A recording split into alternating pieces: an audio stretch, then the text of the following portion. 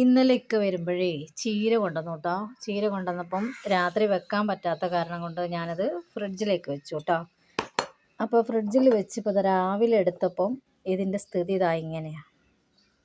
കണ്ടോ? നിങ്ങൾ ആരെങ്കിലും ചീര വെക്കാറുണ്ടോ ഫ്രിഡ്ജിൽ വെച്ചാൽ ഇതാണോ അവസ്ഥ?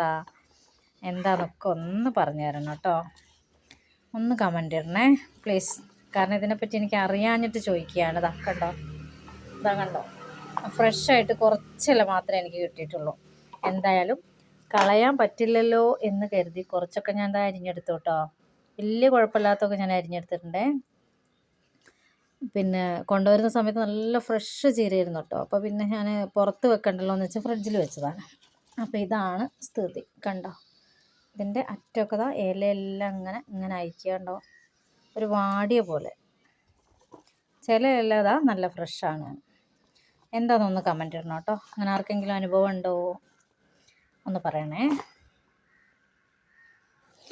അപ്പോൾ കണ്ടാൽ പോരാ, ഇതിൻ്റെ അഭിപ്രായം രേഖപ്പെടുത്താൻ മറന്നു പോകരുത് കേട്ടോ. അപ്പോൾ നമ്മുടെ ചാനൽ സബ്സ്ക്രൈബ് ചെയ്ത് സപ്പോർട്ട് ചെയ്യാം. Okay, thank you.